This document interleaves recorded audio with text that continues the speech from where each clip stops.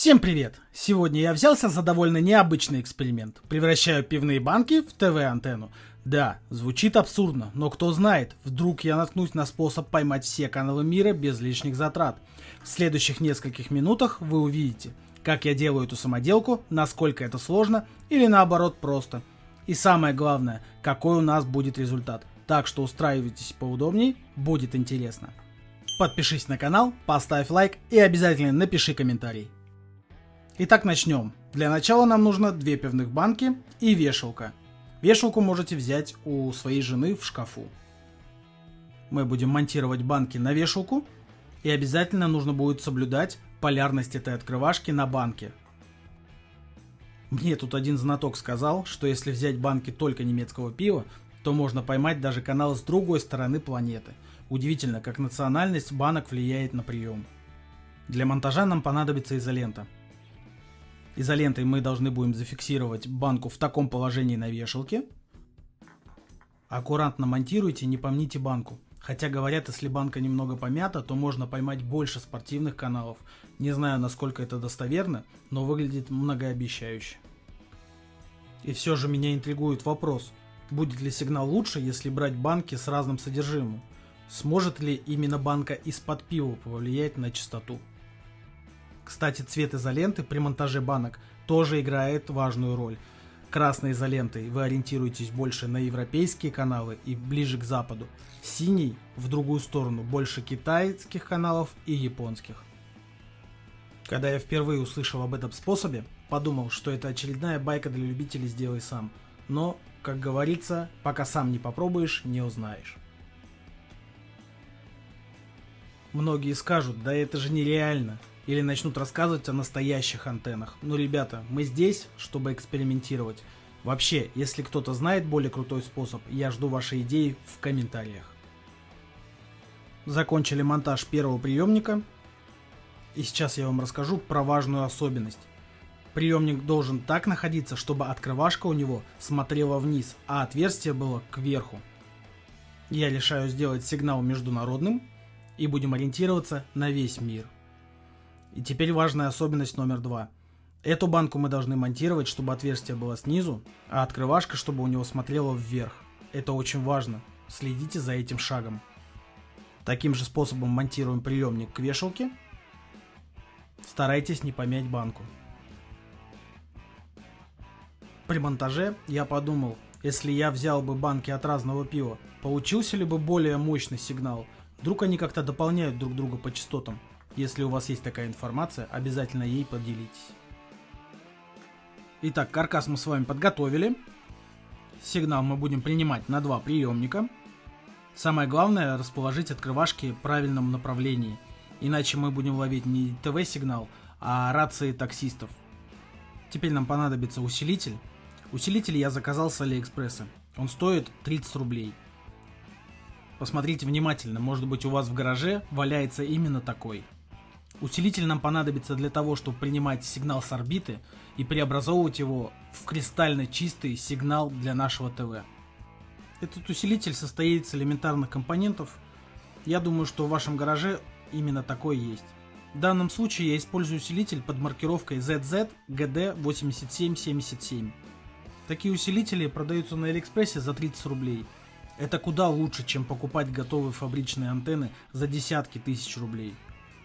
Когда кто-то мне говорит, что пивные банки с усилителем это несерьезно, я предлагаю ему потратить кучу денег на фабричную антенну и посмотрим, у кого результат будет круче. Вы спрашиваете, как это будет все работать? Сейчас я вам покажу.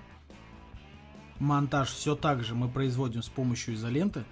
В этом случае вы можете использовать изоленту любого цвета, которая подойдет больше к вашему декору. Монтируем усилитель к верхней части антенны, так как усилитель должен находиться выше наших приемников.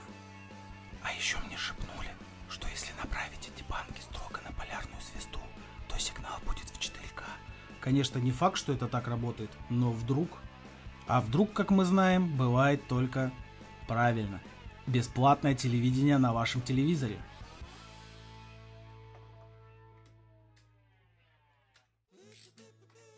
Закончили монтаж нашего усилителя и посмотрите внимательно, как должны располагаться контакты.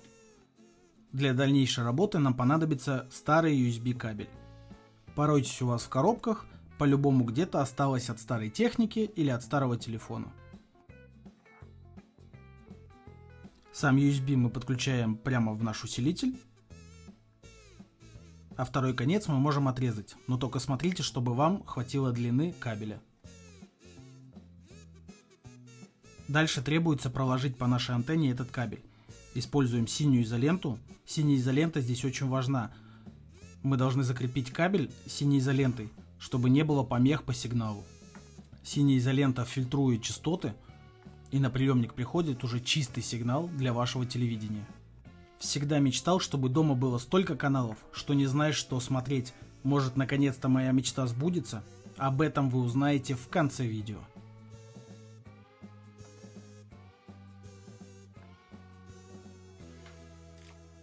Такого количества изоленты хватает. Фильтр наш готов. И теперь мы должны отмерить наш USB кабель, чтобы он доставал до наших приемников. Чтобы не было излишка и чтобы нам не пришлось обрезать.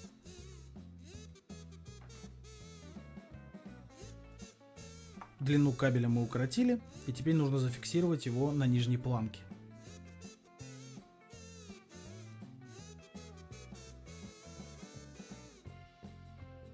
Все, мы зафиксировали кабель, теперь готово. Теперь займемся подключением. Подключаем USB-шный кабель к нашим приемникам. Будем использовать способ пайки. С USB кабелем нам нужен красный и черный проводник. Остальные вы можете отрезать, они не нужны. Зачищаем подлиннее, чтобы нам удобно было паять. Пока я подготавливаю эти контакты к пайке, я думаю, а что если именно сейчас я делаю открытие века? Ну, или очередную смешную шутку, о которой все будут спорить.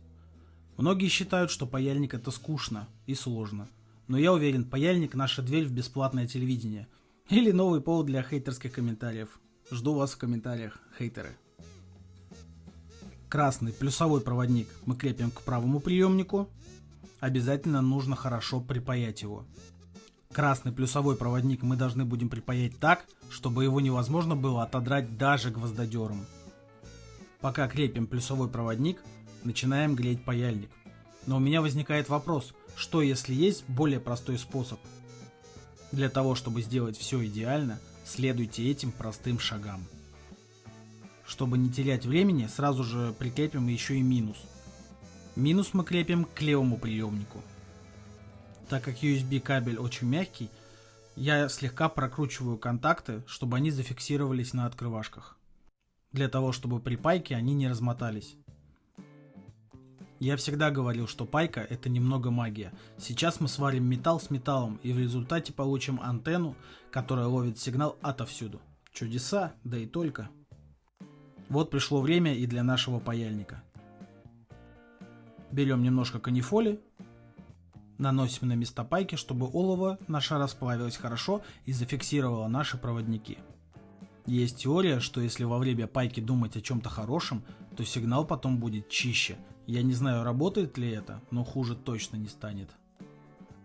Наносим олово на место соприкосновения, хорошенько пропаиваем и потом обязательно проверяем. Осторожно с пайкой, главное, чтобы вы не прожгли контактное кольцо, но если даже вы его прожгли с первого раза, не волнуйтесь, кольца еще много, припаяйтесь к какому-нибудь другому месту.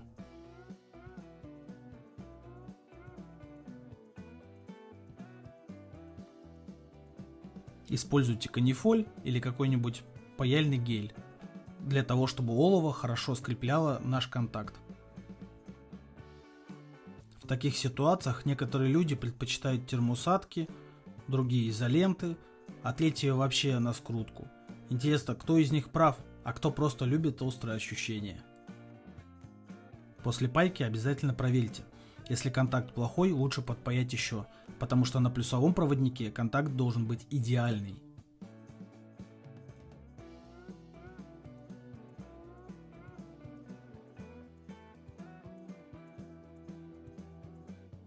Проводим последние проверки.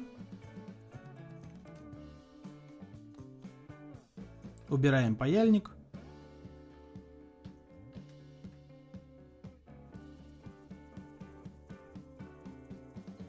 и возвращаем контактные кольца в свои положения. Обязательно их нужно развести, чтобы сигнал не запутался и был идеален для вашего телевизора. Кабель должен быть идеального размера, чтобы не было лишки и чтобы он идеально доходил до наших приемников.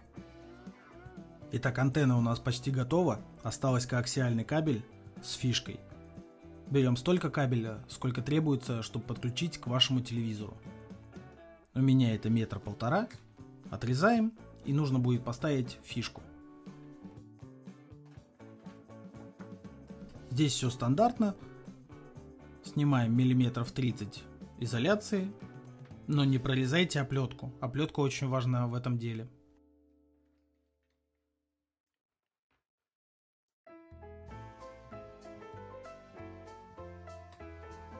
Дальше оплетку и юбку мы отгибаем, чтобы она нам не мешала работать в дальнейшем. А дальше снимаем изоляцию центрального проводника. Берем фишку и накручиваем ее прямо на оплетку и юбку.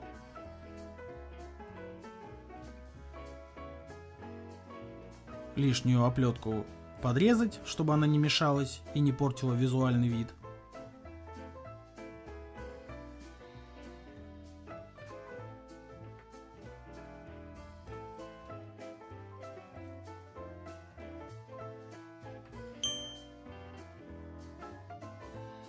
И дальше собираем всю фишку воедино.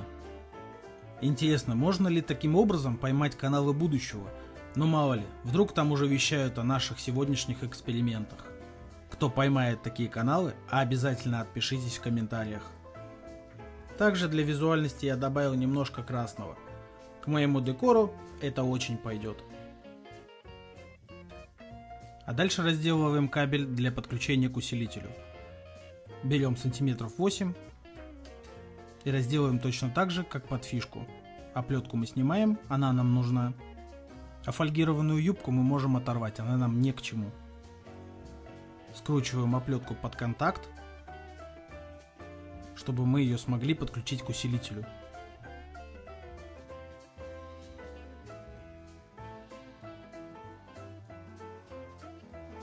А дальше раздеваем центральный проводник. Но оставьте 10 миллиметров изоляции, чтобы оплетка не пересекалась с центральным проводником. Подключать будем к усилителю с другой стороны от USB кабеля. Здесь находятся два самозажимных контакта. И в самозажимные контакты мы подключаем наш коаксиальный кабель.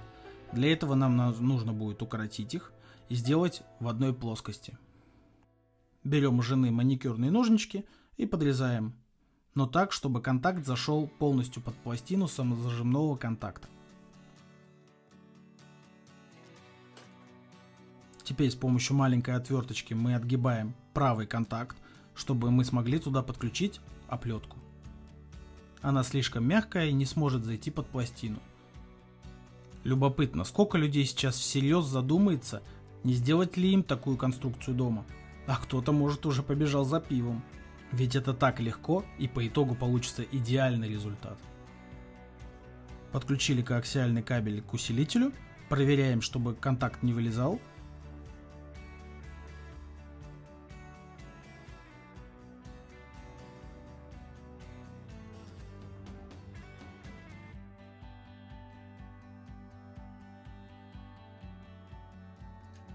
И теперь фиксируем коаксиальный кабель к нашей конструкции. Помните про цвета изоленты, чтобы не нарушать фильтрацию наших частот. Если вы хотите на выходе получить идеальный и чистый сигнал, то делайте именно так. Кто-то где-то сказал, что если покрутить эти банки вокруг своей оси 3 раза, можно получить доступ к скрытым каналам. Я проверю, если хватит терпения. Антенна готова, и сейчас я вам покажу, как это все работает. На усилитель у нас поступает с наших приемников по USB кабелю и уходит на коаксиальный кабель в ваш телевизор. При таком построении антенны можно получить максимально чистый сигнал. Погнали пробовать! Ну что, друзья, момент истины. Подключаем нашу самодельную антенну. Готовы? Подключать буду к тюнеру, чтобы вы потом мне не сказали, что изображение идет с интернета. Включаю тюнер. Подключаю HDMI кабель к нашему монитору. И подключаем антенну.